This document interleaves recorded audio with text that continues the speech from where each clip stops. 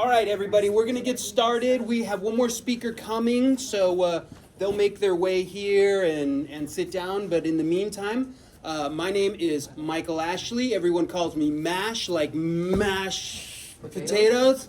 Thank you. And I am the launch director here at the SpartUp Incubator program, and I'm joined by Max. I'm Max. My name's Max Roth. I graduated San Jose State Mechanical Engineering in May, and now I'm doing a interdisciplinary master's program here called Entrepreneurial Engineering. If you guys are interested in interdisciplinary master's programs, you can ask me about it after. I'm also the program manager for SpartUp. And so before we get started, I want to share a little bit about what SpartUp is and what we do and what we have to offer you. SpartUp is in the Office of Research and Innovation, and as part of the Office of Research and Innovation, we have an incubator. The SpartUp Incubator is a program that supports students, alumni, faculty, and staff at San Jose State University. So it's not just for students. If you graduate and you move on, you come back as an alumni, we're still here to support you and help you in your entrepreneurial journey. If you're a faculty here or staff, you also have access to our program. And when I talk about our program, we have what we call the 3 M's. We provide you with money, milestones, and mentorship to help you on your journey. And we have a very structured program with lots of different pieces to help you put some structure around your startup and bringing it to life. And so Max is going to talk a little bit more about our programs, but I really want to encourage all of you, if you haven't already, join the incubator through some of the links that you'll find in our link tree. Apply for mentorship. We have a very robust mentor network, and it's growing. So if you know other people who might be interested in being mentors in our network, please send them our way as well, because we're growing this wonderful Silicon Valley mentor network that's hosted here at San Jose State University. And you can apply for mentorship, and then also the programs that we have going on. So Max, you want to tell us a little bit about the programs? Yeah, absolutely. So we have this amazing graphic that we had made up. I'll let you guys look at this while I ramble on about some of the different programs that we're offering this semester. Some of you may have heard about the proof of concept program that we launched last semester. Angel's holding up our big check here. The main thing with the proof of concept program, as Mash already said, with the key outlook of the program, we offer money, milestones, and mentorship. So the proof of concept program, if you have an idea, startup that you're working on, you can apply to this program. We give out $2,500 grants that are initial seed funding in your startup to help develop your proof of concept or your MVP, your prototype. And that can include things like early branding, early pitch deck development, customer discovery, doing the marketing and having the conversations to actually understand what it is that your customer needs and making sure that you're on the right track and not wasting any time to get there. We also have our mentorship program, which is super straightforward. You apply for mentorship on our website, and then you can actually go on to Startup Space, which is our online platform that we use, and you can sign up to basically book mentor hours with people who may or may not be on our speaker panel today. We have a couple other mentors who are floating around the building today that we'd love to introduce you to. And then lastly, our Spring Founders Program, which is only in the spring. So this is the only semester this year, this whole academic year, that you can be a part of it. And it's a founder development program. So what that means is it's through the Founders Institute, and it's all to help you with the soft skills of being a successful startup founder. So it's go ahead. Can I say a little bit more on that? Absolutely. So we have entered into this really exciting partnership with the Founder Institute, and they have a platform with 16 weeks of founder development courses in there. And what we negotiated with them is a way for you to do it asynchronously. So last year we did it, and everybody was like, I don't need another class, I'm already busy, I'm taking too much work or whatever. So this is a way for you to apply, get accepted into this founder cohort program, and then work on pieces of the founder journey at your own pace. And then we'll supplement that with the mentorship and then monthly Ask Me Anything meetings where we can meet with you and keep you moving forward in your progress.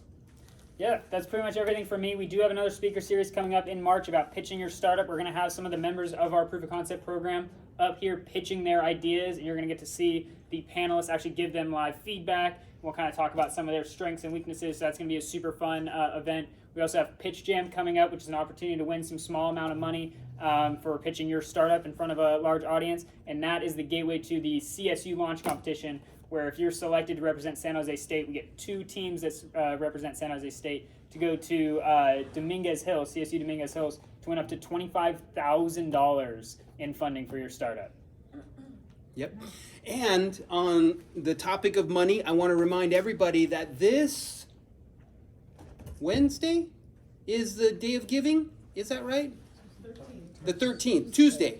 This Tuesday is the San Jose State University Day of Giving. If you don't know about it already, it's one opportunity for us to reach out to our network and ask people who might want to support the incubator or other programs at the university to sign up and donate and help fund these programs for us. I think maybe you have a secret code. Yep, yeah. We're going to get started here in just a second. And after you are, blown away by the amazing nuggets of wisdom that you hear today, and you're full with pizza and water and Luke cold drinks, on your way out, make sure to scan this QR code. This is our link tree. So this has our Instagram, LinkedIn, but most importantly, it has the hot links to apply directly for Proof of Concept program, mentorship program, founders program, and our day of giving. So this will be on the table right at the front with Rajvat.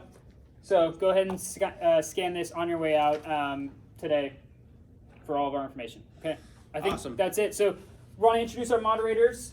We have Xavier Verdu. He's the founder of a startup here. He's one of our flagship entrepreneurs in SpartUp, and also our ecosystem manager, as well as Angel. Angel's the founder of Credit Click, also one of our initial founders in the program. So they're going to be moderating for you today. We will open it up to questions at the very end from the audience, and then I hope you all stick around for our hour-long networking session afterwards. Awesome. Thank you. Thank you all. Thank you everyone for being here. I'm super excited to see this diverse crowd of different people and very interesting people. And I'm sure you all want to learn about making money, right? So business planning and growth is basically what we're going to talk about. And these are the perfect experts on this topic. So please, could you start introducing each other so they know who you are? Yeah. I'm Dave Millman, bizdev.global, and I help startup companies find their first customers for all the very many reasons that you need to be spending all your time with customers. Love it, love it.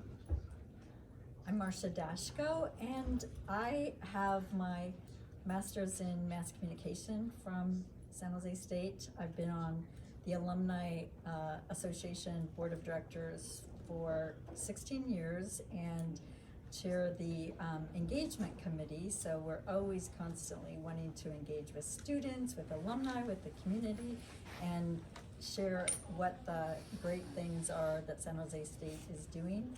I've had my own management consulting company for 30 years this month, and help organizations from small businesses to the Fortune 50. I wrote the book Pivot, Disrupt, Transform, based on Dr. Deming's philosophy of management. He's the man that went to Japan after World War II and helped turn Japan around, and then came back to the US, worked with the CEOs of Ford and General Motors, and helped save our auto industry. I write a weekly column for the Silicon Valley Business Journal. It's a leadership Q&A, so if you have questions, you just email me your questions. I'll answer the questions in the column, and I brought bookmarks for everybody so that the QR code and my contact info is on there. All right, I don't have that much. I'm Big Nesh. I graduated from San Jose State in 2014. I went to law school after that, so I'm now an IP attorney at Lamb Research. And I do various things around San Jose State. I teach and I help out in other things, but my main job is I'm an IP attorney at Lamb Research. Awesome, thank you. Hey there, my name is Sharik Shah. I am a former SJSU student. I am also a founder, like many of you guys are. I'm currently on my 3rd startup. Additionally, I run an agency in which I help idea stage founders design, build, and launch their first products. That's awesome, awesome. All right, well, thank you very much for your expertise. I'm pretty sure we're in good hands. Well, I would like to start the first question, and it's about most of you guys are starting right with your idea, right? But what's the importance of attaching your idea to a business plan right away? Is it that really important, or can I just do an idea starting off the bat?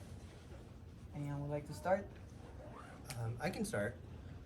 So the most important thing for me is to look at the problem that you're trying to solve, right? It's not about having the best pitch deck, it's not about raising money, it's not even about building an awesome product. It's all about the problem.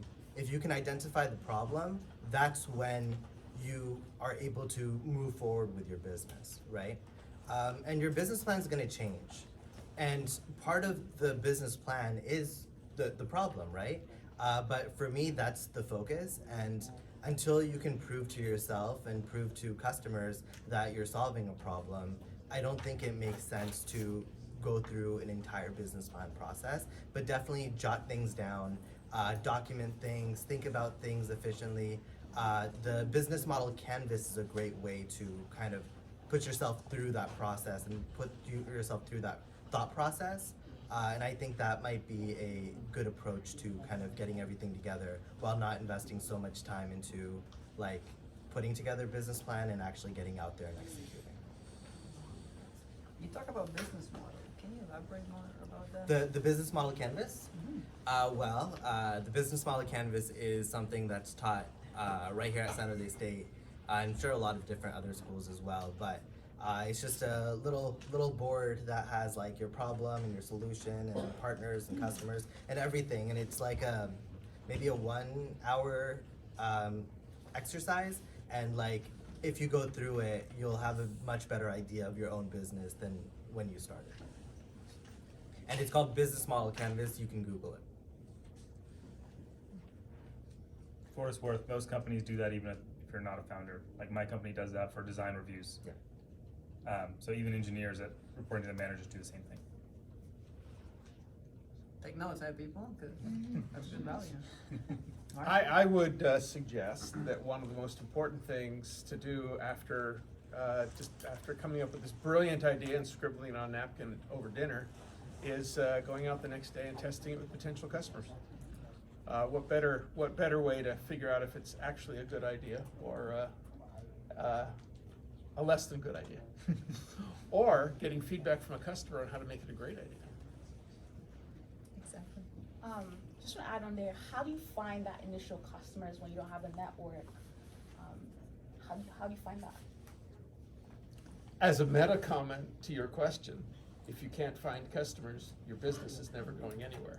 Okay, remember that. Okay, and so your question is actually really important. So the question is, the bigger question is, how do you find customers? Well, what problem are you trying to solve, and who's got that problem?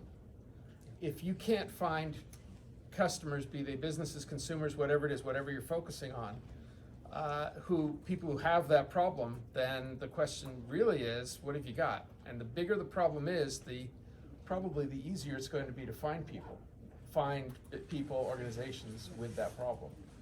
Okay, I know I'm being a little bit vague right now, but I don't want to interject, but I don't want to interrupt. But maybe if we picked an example, okay? Of a problem? Yeah. I have one for you. I have a headache, but it's mild. But it's a headache, so like my solution to the problem is like drinking water, opposed to a migraine.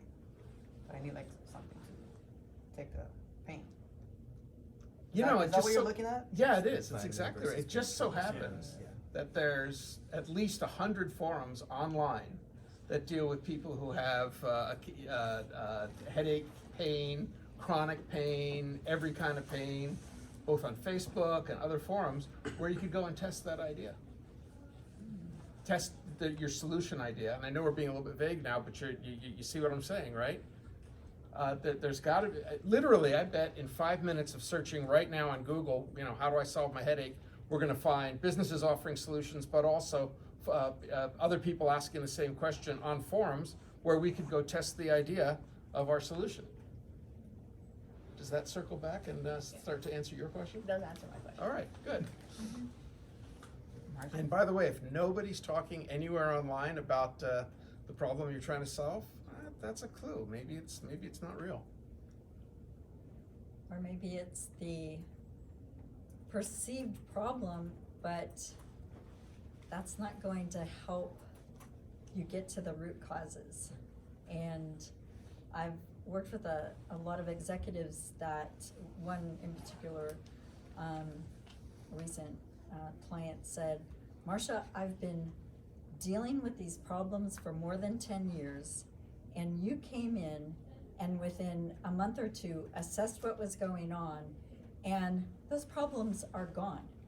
And I said, you were not working on problems, you weren't, and you also weren't looking at the root causes. When you go to the root cause level, that's when you can really learn and pivot and improve and innovate and transform your organization and your thinking. So my concern is often that we get so focused on what problem are we trying to solve that we have to think much bigger than that, because that problem is going to get solved, and then what's your business about if you only are about that problem you're trying to solve? So one thing that I created over time was called the Strategic Compass.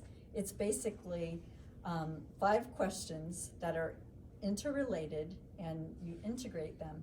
And the compass, if any team, executive team, project team, process improvement team, uses the compass to answer the questions and have a rich, deep discussions about the answers, you can run any organization. It can be a school district, a hospital, a Fortune 10 company, a startup company. It's your foundation. Wow, that blew me when you said that's not the perceived problem, but there could be a bigger problem behind it. And that reminds me to your book, right? Like pivot. So can you explain more about what you mean when you have to pivot and adapt? Because your problem can be changing, your problem can, and it's, constantly trying to figure out what the real problem is. Right, so to pivot means that you assess and see where you are and where the mismatch is between where you are and what's happening around you, and for sure what's happening with your customers. So when there's a gap, and we think about that, whether we're using an airline, eating at a restaurant, it's like, oh, the food's not good, it's not clean, it's too high priced, these things, there's a gap. And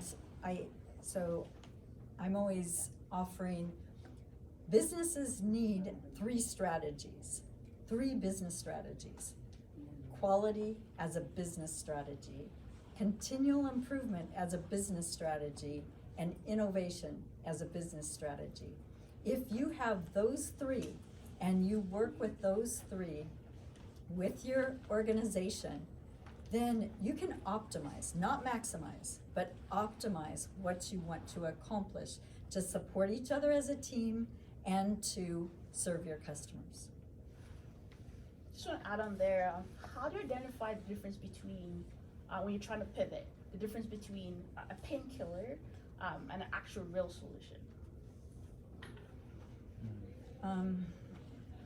Well, the painkiller might just be temporary, and you might just keep having that problem over and over. Like you mentioned, if you're dehydrated, you're not drinking enough water, and you're continually getting, headaches, or you're stressed. You have to go back to root causes again to get to more permanent solutions. Like, I need to integrate this better thinking and actions, behaviors into my life. To pivot means how much were we using the word pivot during the pandemic? I got sick of the word, and I'm like, oh my gosh, and the book came out right before the pandemic. It's like I predicted it, and it's like, no, I didn't have that crystal ball.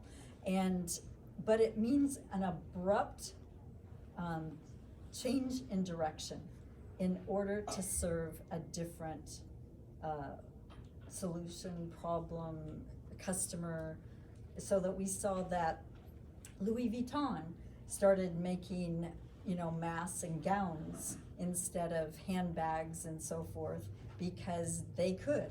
And the people that, the General Motors and Ford started making ventilators instead of cars because they had the manufacturing capability. So that's what they did. So they pivoted to answer a call that was needed by a different customer. I want to ask, well, Tutorly AI, right? That's your company. So, well, from what you said, how many times did you have to pivot, or how many times you had to change your business plan or model? Well, with Tutorly itself, Tutorly is an AI homework assistant that I launched as soon as the whole craziness of OpenAI and ChatGPT was coming out. So the timing was great. I got really lucky, right? But then what I realized was that there was a much bigger impact to have on the world than just helping. Frankly, it would be helping kids cheat, right? Which, you guys love it, but I prefer to have a much more profound impact on the world. And so we did eventually, we launched a new platform called Advisor.ai, which essentially works directly with teachers. And so, and we realized that in working with teachers, we're able to add value to the student and the education process as a whole in a more beneficial way, if you will. So like, with every time you learn something about your business, you learn something about your customer, the business could be doing well even, but there are always new directions, and I think pivot's a very strong word, whereas as founders, we need to iterate, right? We constantly need to look at the information that we're getting and change the direction that we're going. And it's more of a curve as opposed to like a hard pivot. That's on the Tutorly side, but like in my first startup, Ambi, that I was running here right at San Jose State, we did have multiple pivots. We pivoted because of music licensing issues. We pivoted because we couldn't find the right customer. Then we pivoted because we were able to solve a problem for that customer, right? And so it's all about experimentation, getting out there, finding that first customer, and figuring out, hey, are we really solving a problem for them? If yes, then can we earn enough money to make up for this? Because if you're solving a problem but it doesn't generate revenue, then it's not going to scale very well at all. So like you're gonna have to constantly iterate, and I think once you hit a brick wall, that's the point at which you're like considering a pivot, right? Just I want think to the add on pivot. I think the pivot has to do with innovation more, Yeah. and continual improvement is the reiteration. Exactly. Yeah.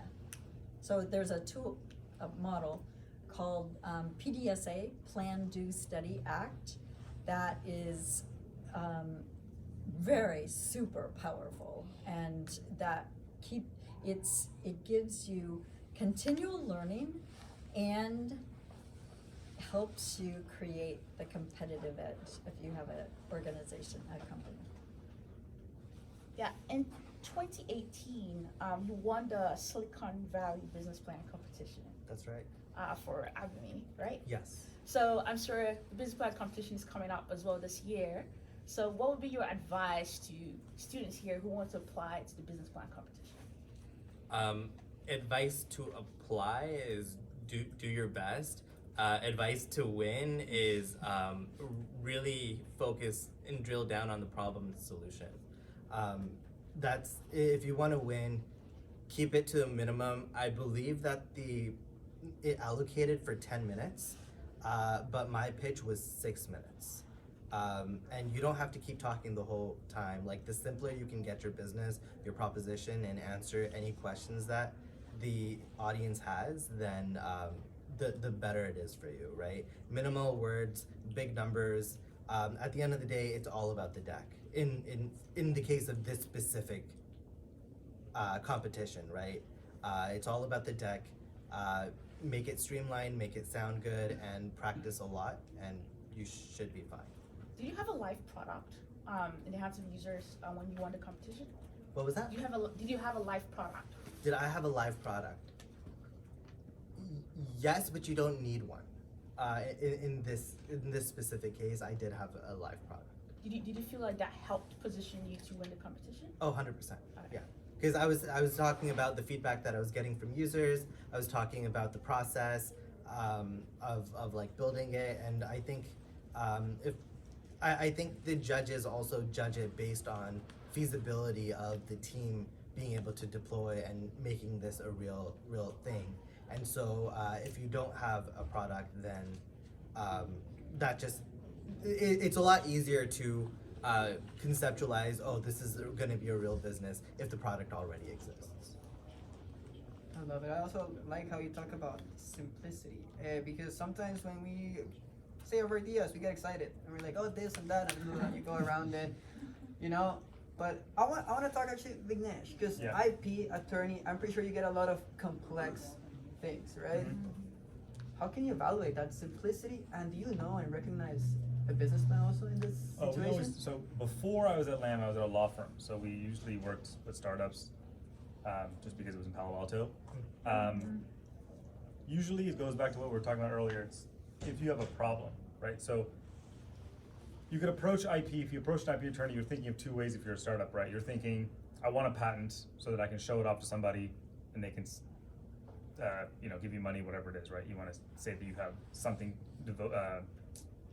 like some type of valuable document to prove that you have some valuable technology. The other approach, which I think is what you should think about, is that anything that you consider confidential information or anything that you consider valuable to your company is what you need to protect, right? So you need to think of, so to your question, I don't always know, right? Because if you come to me, I will just ask you, what do you value within your company? And then you might list, maybe it's your one core idea, it's one idea, maybe it's 10 things, whatever it is. I will advise you accordingly, like this might be a patent, this might be you have to protect through contract law. You might need a very robust NDA, for example, right? If you are doing mostly like UI things. So I will ask you, an IP attorney at any company will not make a decision if it doesn't align with business strategy. Okay, well, not any IP attorney, but a good IP attorney should not make a decision that doesn't align with business strategy, right? So you need to tell me what is valuable to you, and I will advise you how to protect it. I might, in my own opinion, tell you something is more valuable to your business if I'm really integrated into it, right? If I'm your first attorney hire, I will obviously have more information. But if you come to an outside counsel, which is what most of you will first approach for an IP person, will be an outside counsel, they will not be able to give you an educated determination of what is most valuable to your company. That is your job to tell us, right? And which is why, to his point and all the points that were made earlier about you should have a deck ready, you should really know your problem solution. That's how you'll know what's valuable. Just actually a quick follow-up question here. Most of our students here are just getting started with their startups. So most likely haven't even incorporated it yet. They don't know what a non-disclosure agreement is. Yeah. Are there any resources out there that could be helpful to them in their journeys? So I don't want to say Google it because there's a ton of stuff if you Google it. ChatGPT. Yeah, ChatGPT. But there are several law firms that have available documents to you. For example, and I know no one really knows law firm names, right? I didn't know until I became a lawyer. I was a shot in the dark. But there's firms like Cooley, Cooley. They have a Cooley Go website. They will have all the form documents that you need, like template documents. When I say form document, I mean template documents that most startups need at the initial stage. So things like an NDA, things like you can pull confidentiality clauses. You can do this is more complicated, but you can do like funding documents if you need to. I'm not going to go into details, but you can pull the template documents off of there. There are other firms you can just look up Palo Alto things and they have similar documents. But Cooley Go is a great resource, and from there it'll branch off into other resources as well. But start with Cooley Go. I highly recommend it. Can I ask a question? To me? Oh, Yeah. And it's for you guys, but at what point in the startup journey does a founder need to think about filing patents? That It's a very good question, and I will give you a lawyerly answer. It depends. Thank Because you. so yeah. So it depends on what product you're working on, right? So if, for example, if your product is very hardware oriented, you really need patent protection because it is so easy from like looking at it to copy it, right? Or somebody could buy it and reverse engineer. That's pretty standard, right? You've heard that. So you really need patent protection for that. And even if you're going to an investor, like the meetings I've been in as outside counsel where I'm going with the founder into to an investor meeting, if it's hardware oriented, one of the first 3 questions is patent protection. Okay. If on the other hand, if your product or service or whatever you're selling is really like software based, it's harder to protect it. So you shouldn't really be thinking about patenting. You should be thinking about the other thing that I mentioned, that you should consider it as a confidential information, right? Your software code isn't necessarily protectable. So you should have very robust things like non-disclosure agreements. Can you give an example of where these things Yes, okay, I'll give you, okay. with, like, say, an app? 'Cause I Yeah, have an so app. let's say, okay, this is public now. So there's an app that will listen to a person playing music and it will show you the notes on your phone, okay? So the inventor had very good software, it was very like lean and everything was great. But that's not necessarily patentable. There's several reasons for that, which I won't go into, but the law of patents doesn't allow for strong protection for just software code, okay? So you most likely want to copyright something like that. But how he can protect that is basically saying in every contract of whoever he interacted with, right? You sign an NDA, which says it's basically a promise not to disclose that secret, and that was enough for the investor to be like, okay, you clearly thought about it, so you might have leaked it somewhere on accident, but at least you've given it thought, right? So that's sufficient in that regard. After you get multiple, you have a more robust system, you have more money, then you can think about patenting, which it gets complicated.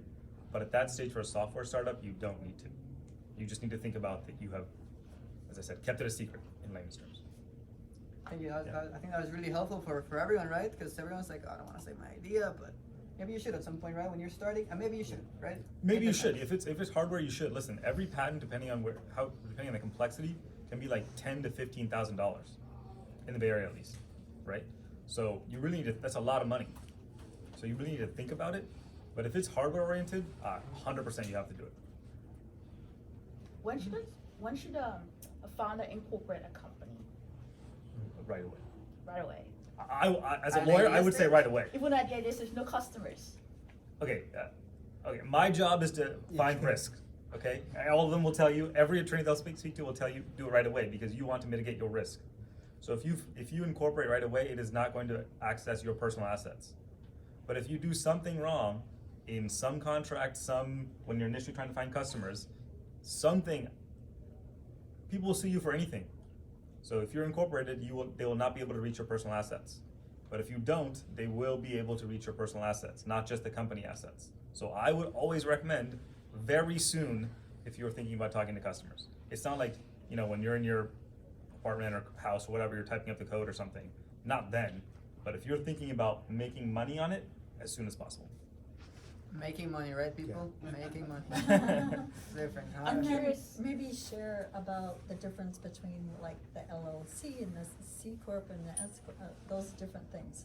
Okay. What is it that they specifically need to? Okay, so it depends. Again. Oh, love. Yeah, but there's a lot of ways to incorporate, right? If you want to raise funding, there's different recommendations. If you want to go straight into sales, there's different recommendations. So to get to that level, like there's different things that will mitigate your risk personally for personal liability, but we can maybe go into detail in the next hour. But each one has different advantages and disadvantages. Thank you. Yeah. So I think everyone got like a little bit of what he's trying to say, even though everyone's at maybe an idea stage, or maybe you're starting to talk to customers, but definitely think about that. But Dave, I want to talk to you because, well, your startup, sales, right? Business planning, I think we cover a lot of that, but growth. I want to know more about growth. Am I growing just with getting one customer? Am I growing with not getting customers? What is growth to you? And how can you evaluate that? I sit on a lot of screening calls and screening committees with accelerators and investment groups, okay? And it's remarkable. 80 to 90% of the companies coming in have zero revenue, If you have $1 of revenue, you are now in the 20%. Congratulations. $1 of revenue, you're in the 20%. Okay? Now, if that revenue is growing month over month, year over year, it's depending on, in software, we typically are looking at month over month. In other slower growth, biotech and hardware, it can be much slower, longer processes. It can be year over year. But if that revenue is growing, okay, and you're showing actual continuous growth, you're now in the rarefied 2% or 5%. So any revenue is good revenue. And growth is just showing nice, steady new customers acquisition. You kind of asked a broad question, so you want me to go on just a little bit? Yeah, go on, please. I'm just gonna go into the software arena because typically in a group, let me ask you a question. How many of you, of the companies here, are interested in building a software product of some kind?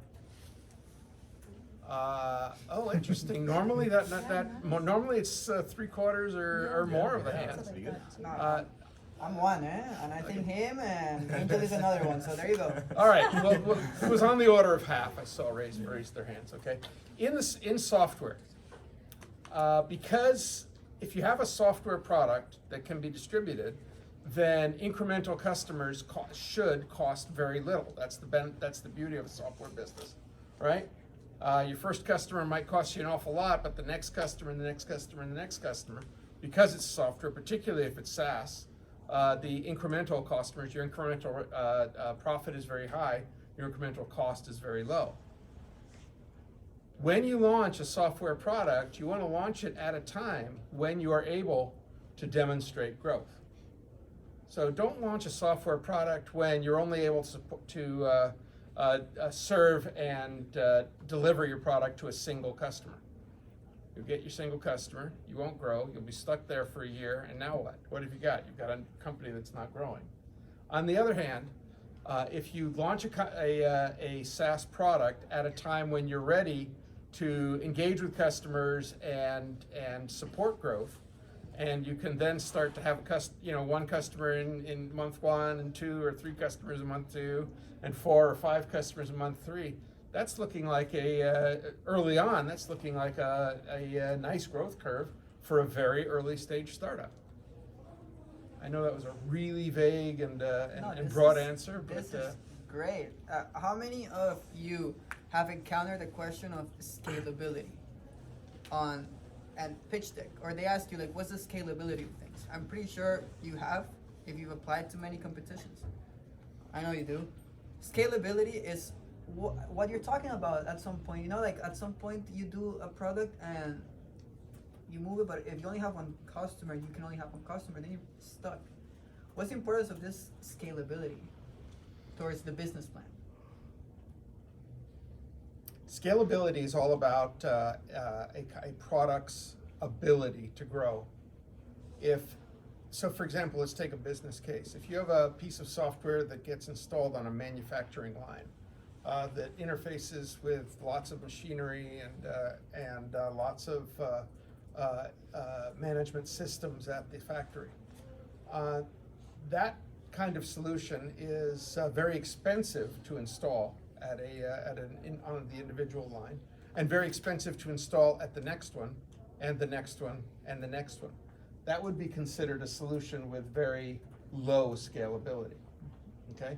On the other hand, just to go extreme on that, a consumer app that can appear on Google and Apple web stores that's available for free, maybe with a freemium model or something, that requires has no barriers to downloading it and trying it, and delivers value to a broad group of consumers. That would be considered a very highly scalable solution, especially if more customers are trying it, using it, and spreading it every month, right?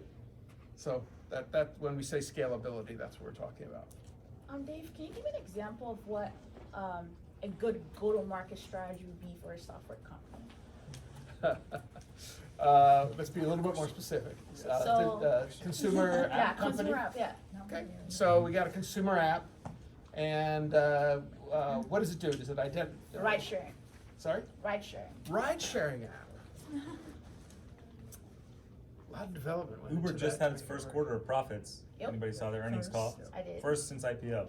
So it's a great example. Okay, but Uber is a great example. Yeah, Uber's, that's what I Okay. mean. Uber's a great Yeah. example. Yeah. So Uber understood early on, there's some great movies and books out there about Uber, okay, by the way. Uber understood early on that people were not just gonna pick it up, use it, and grow it. Because they needed, in any given city or geographical area where they wanted to launch it, they needed a lot of different pieces. They needed to have drivers, first of all. If I can't get a ride, then I'm never going to use the app again. So they got to have drivers, but the drivers have to have riders. If I'm a driver and I didn't get any rides tonight, why would I waste time even loading that app again, right? So Uber realized, they had to build critical mass of riders and drivers in every area where they wanted to launch. And so they actually built a very aggressive team that went out to each city and location that they wanted to launch in to recruit drivers and then riders. And you can't recruit drivers a year before you recruit riders, right? They've forgotten about it a year later. But you can't recruit them the day before either, right? Because it takes time. So they had to develop a really well orchestrated system to sign up drivers, and then riders, and then more drivers, and then more riders, and aggressively grow that in each geographical market they entered. Okay, and I'll stop there because the Uber example gets very complex and controversial very quickly. But in their case, they understood both the time variance, or the time challenge, and the audience challenge of launching in an area. Dual audience and limited time challenge of launching in each geographical area. So they put together a go out and conquer Baltimore, go out and conquer Cleveland system for achieving just that. Very specific example, but kind of an interesting one. Thank you. I have a question for you, Marcia. Here you said disrupt. So, is it important to be a first, back to the Uber example. So, Lyft came to market first, and then Uber, right? So, in terms of disrupting the market, is it important to be a first mover or first settler? It depends, because it's kind of like all the pieces. It's our favorite sentence, right? It depends. Because sometimes you need to disrupt, or you're going to get disrupted, and if you don't see that disruption coming, then you're already, you can be far behind, or will go out of business. So the role of leadership is always to be anticipating, scanning the environment, scanning your industry, and looking forward to what's possible, what are the opportunities. So we sometimes get stuck in past and mistakes and failures and stuff like that. That's life, and that's to me, a failure is a step in the learning process. And just keep going forward, thinking service, thinking product, and always linking with a future, the current to the future customer and market. What can you create? So if you're continually disrupting, you're essentially innovating. And some things are gonna work, and some things are gonna crash and burn, and learn and keep going. Most of the students here obviously are not incubators, they're like startups, they have ideas. When they come around and they see like a company already working on an idea that they want to work on, should they do it? Or should they someone's already working on that and I don't have to do it anymore? So speaking of disrupt, do they have to disrupt? They have to ask the questions, about idea, the team, the resources, the opportunities, the market that they see, a lot of pieces have to go together, and you step back and ask the questions, ask the strategic questions first, and have the discussions about those answers, and then based on what you know and can anticipate and where you can get the resources that you need and so forth, that's how you make your decisions. And if you have any data, sometimes, you know, as a startup, you don't have much data, and when you go, for example, to pitch, and you're pitching to, you know, possible investors and say, oh, we're just gonna get 1% or 10% of that $1 billion market, you've just lost them. They don't wanna hear that. They wanna hear reality. Can I add to that for just a quick thing? So, yeah, you might find another company that's solving or trying to solve the same problem, right? One of the things that IP attorneys can offer you is that you can look at the IP that company has filed, right? Assuming it's public, most likely it will be public, but you can look at it and solve the same problem a different way. It's called freedom to operate. So you have freedom to operate without infringing on their technology. Okay, there's no guarantee that that's the exact way they're doing it, but assuming that they filed IP in that space, you have more assurances that that's the way that they're solving that same problem. It's similar to the dating apps, not that I know of, but right? There's like 1,000 of them. Yeah. And they're solving the same thing, right? But Yeah. of course, different marketing. and Yes. stuff. And just to add on top of that, if somebody else is doing what you're doing, or if somebody else is trying to solve a problem that you're trying to solve, that's a good thing as opposed to a bad thing. Because that tells you that there is a need for something like this. And the most important thing is to remember your unique value proposition, one, and number two, how are you innovating on what they are doing? So for example, if we look at social media, started out with a bunch of apps that, you know, none of us can remember, but the first big one that I can remember is MySpace, right? I never had one, but that was the one that became big. But when Facebook really took over it, it was a whole lot of things, but like from what I've read and what I've researched, there's one core thing that really brought it out, and that was the like button. And I think secondly, there was like a poking feature in there as well.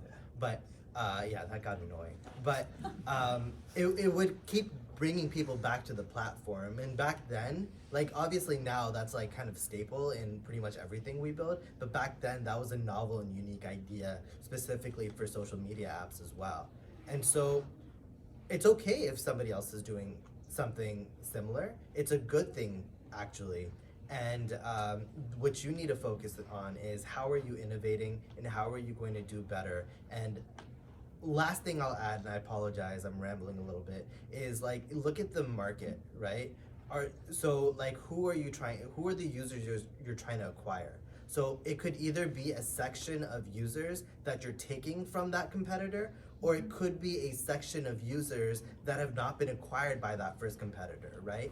If there are a bunch of users who have not been acquired by that competitor, then it's an open market. So you also need to think about where those customers are coming from, and if you are able to kind of snatch them away from the existing incumbent, if that makes sense. It does make sense. That's pretty much business planning, right? That's what you just described, and I think we made a perfect loop. So I want to ask everyone here, what's the importance right now that you hear, or what's the first thing you thought of? Business planning and growth, and what advice can you tell them with your heart, with your experiences? Take a moment if you want. I'll go first. I'll be the attorney answer is Don't take on risk. Talk to somebody first, because honestly, a lot of times by the time someone comes to an attorney, you've already made a bunch of legal mistakes, not product development mistakes. I'll only speak to the legal side, right? You've made a bunch of legal mistakes already. Most of those can be mitigated because, frankly, no one cares unless you're making money. Once you start making money, all those mistakes will come out.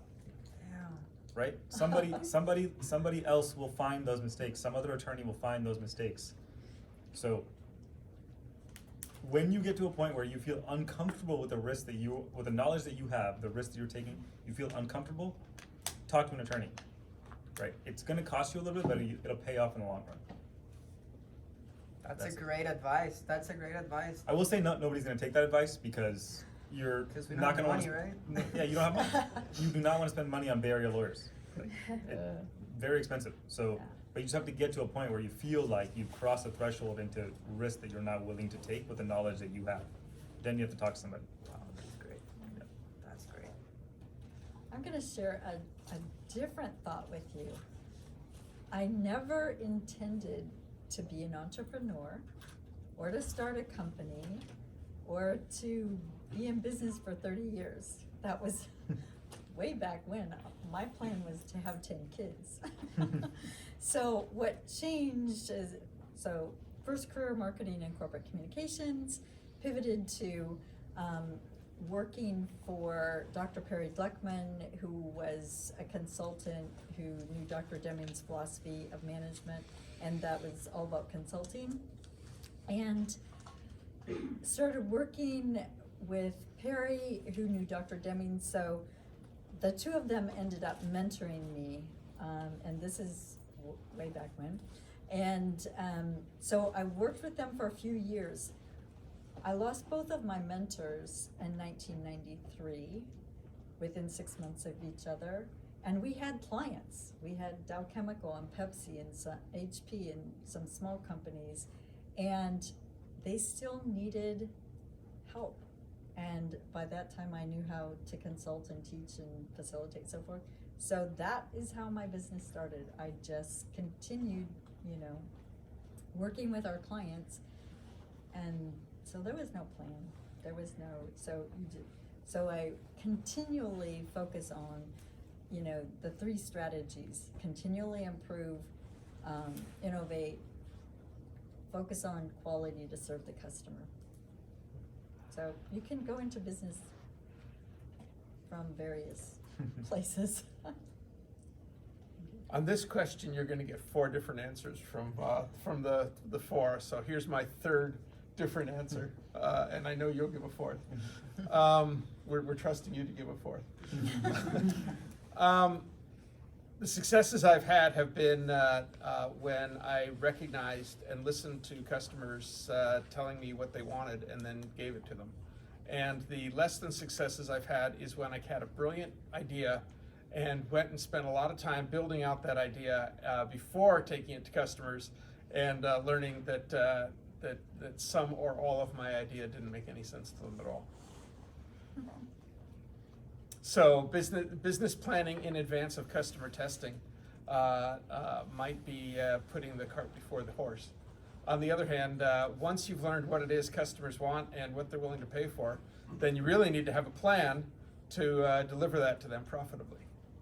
And so I would suggest that the role of business planning is to be able to deliver something needed profitably. I love the horse analogy. That was amazing.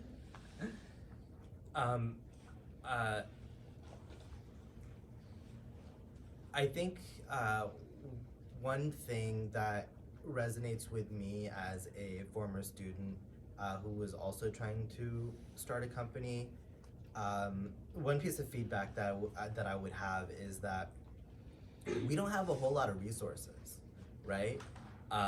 We don't have a whole lot of resources.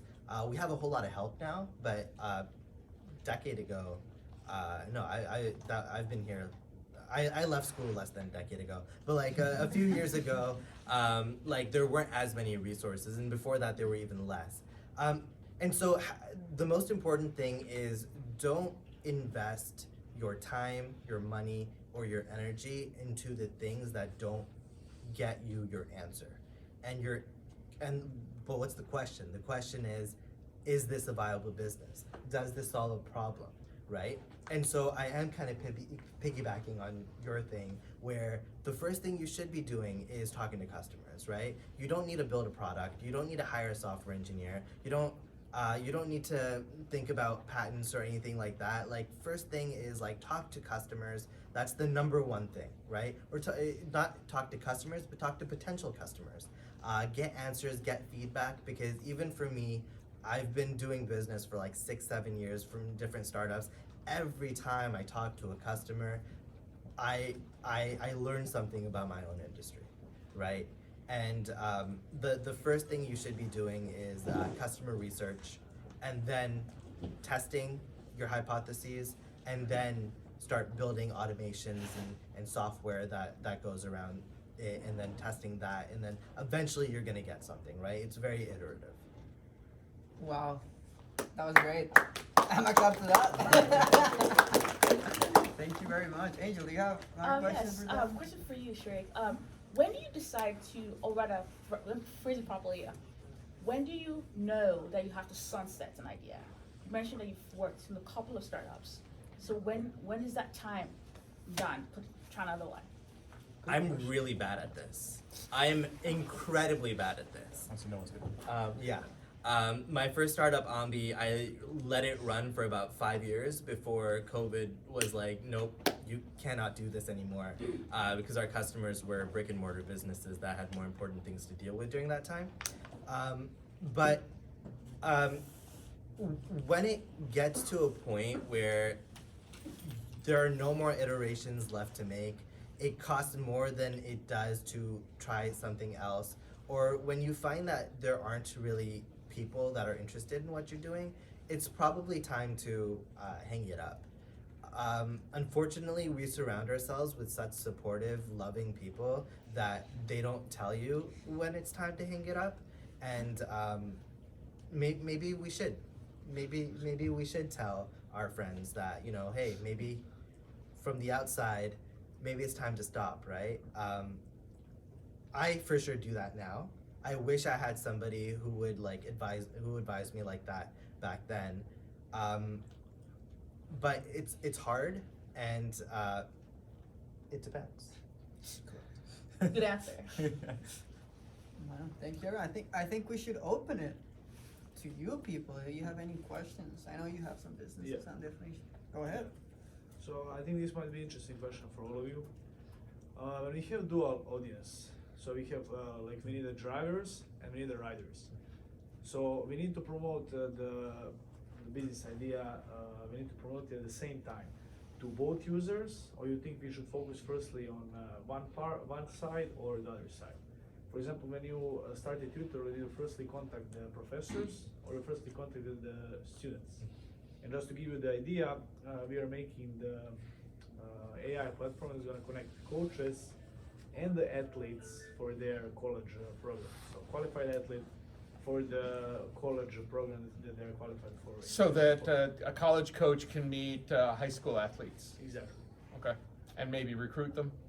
Exactly. So basically, the coach will put the player that he needs for that year or for the next year, and then the athlete will put his the description of his profile, and then the platform is going to match two of them at a time. So we are building the platform. We are finishing up the platform. We are missing the real-time database, and on March 1st, we are going to start sending the emails to our customers, right? So should we firstly start with the coach's side, or should we firstly start with the athlete side? Or Yes. let me start this one. You've got in your head, is it coaches or athletes? I think the other thing you need to think about is, or if we don't have infinite money, do you have infinite money by any chance? No, okay, too bad. Because you could, if you had infinite money, you could launch in every single sport in every single state and every single country, right? But you don't. So maybe there's another axis of focus, which would be individual college sports. Okay, little one, smaller ones like volleyball, or larger ones like soccer, basketball, football. No football, basketball. No football, basketball. Just the lower level sports. Lower level in terms of In less. terms that basketball and football, they already have their own. Oh, they're scouts. aggressively recruited They're- already. Okay, exactly. so volleyball then? We'll just Volleyball, sailing, rowing, all of the other sports. fabulous. The ones that are very hard to recruit for because the programs are so diverse and Yes. great point. Then I will tell you that in the last 2 years, I've worked with 3 different startups who are doing something with college and semi-pro sports, and they all because the demands and the requirements were so diverse across different sports and different countries, North America, whatever, that they decided in every case, very logically, I think, to focus on an individual sport and maybe even an individual geography. I don't know if geography is relevant for you, but for example, just sailing, just volleyball. In order to get critical mass and success stories and a flow of users, students and coaches using the system, telling you what's right about it and what's wrong about it. I don't care what you develop, there's going to be some things wrong with it, okay? We all know that without even looking at it, there's some things wrong with it, okay? And you're not going to find out what's wrong with it until you've got, your first 200 athletes and 50 coaches recruiting athletes through that system. So I think I think you need to add to it maybe an individual sport focus, and you can decide whether the geography focus makes sense as well. Yeah, I agree. So we already have the company for a year and a half that is recruiting in the traditional way, which means we're talking to them, we're asking them what the profile, then we're sending that to the coaches. And we already have the partnership with the coaches and with the athletes. So this is just the upgrade on our existing. So you're business. updating the process. Exactly. You're making the process more efficient. Exactly. Okay, so you have basically an internal customer. Yeah, we do. Very, very well. But you hear that? Okay, he's building a solution for his customer. Yeah. Well done. More efficient, easier. Yeah. Here's your biggest risk. What works for them won't work for any or all of the other customers out there. Okay, and you need to constantly be evaluating that. So, great news. You have a customer, you're building a real solution for a real customer. Excellent. Make sure that it's generalizable. You've all heard of Intel, okay? Here in the Valley, among high-tech companies, the saying is, you got Intel as a company, you got Intel as a customer. Congratulations, you're dead. Yeah. Because Intel does things differently from everybody else in the industry, okay? And the more successful you are with Intel, the more dead you are, frankly, because none of it's applicable anywhere else, AMD or Marvell or NVIDIA or anyone else, okay? So be cautious of that. I'm just warning you, okay? So here's the question. So have you been through a recruiting cycle with them? Does it work with the academic year or something? Yeah, so basically we already sent athletes to the US with this program in traditional way. So every year we have new athletes because new athletes want to come to the US to study and play. New high schoolers from the US want to go and play at the college, right? So all the time we have new. Can I interrupt for just a second? Yeah, of course. Because this is so important that I think that we should get a mentor type of relationship going for you and your team and stuff. Maybe we can get a few more questions in because I know we're right at the end of our thing and food's here and people are getting hungry and all that other stuff. Is that okay? Oh, yeah, sorry guys. Yeah. I want to get you all the information you can, but I think that it's going to be a deeper conversation Yeah. with like one of our mentors. We'll Is that talk okay after. with you guys? Yeah, definitely. Yeah. And we're going to Commercial network for an break, I hour think. after, right? This is a commercial break where you're talking. We have a mentorship program, people. So please apply. Yeah. You're gonna meet not you, maybe you guys. Hey, man, you can I'm have gonna me. sign you right now. Everyone being in the mentorship. Now you're mentors. And you can talk to them, set up through a startup space. So get into it, start, putting. And to that, to Asking that point, I things. think we have some mentors in the audience too, right? That are joining us. I think here, if you look in the back, I know at least we have one, Keegan. Emily might be here. No. I mean, you're one. I'm a mentor. We have lots of mentors Another here. one, so they're Yeah, everywhere. mentors people. everywhere. So You find them in startup space. Sorry to interrupt. I know this is super No, exciting. Let's get a few more questions Any and more then let's go questions? into the fun part, the networking Oh, part. please. Me and my co-founder are both computer science guys, and how should I know like when to include a business guy into our idea, and how do I move forward with that? What do you need a business guy for? I'm not sure. Do I need one? No. Why? I'm a business guy. Sorry, I'm not saying you don't need a business person, but like, 2 is already a big team. It's not a big team. 2 is a good number. 3 is a great number. more than 3, it gets kind of crowded. What can't you do right now? Are you both full-time writing code? Yeah. Yeah? Can one of you take some time off, talk to customers? Yeah, we can. Great. That's your solution. Great. And build an advisory board of people you trust. Yeah. Great answer. Yeah, very good answer. But if you do want to connect with a business person, there are business people in the incubator who want to connect with technical people. So maybe you guys could talk But about also, that. Abby's, if you didn't hear it, build an advisory board, Yeah. because that is a way to mitigate risk. Man, you got me stressed out. See, now I'm telling you. I need to look at my terms of service. Anyone else, more questions? I just had a comment because Please. Their specialty doesn't translate to business specialty and technicality and development.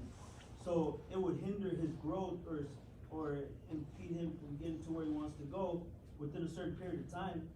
Because as a product developer, they might spend so much time and energy building the product to perfection that it might already be too late when it goes to market, right? And bringing in somebody that's business savvy or could read the market and give them a strategy and at least shave off that much in exchange for shares, right? Then we got all these big examples in companies and movies, right? So that, I just wanted to add to that because you probably wanted to elaborate on that. Someone has a comment to that? I think that's true. You just have to balance it. I think that's Yeah. fair. Yeah.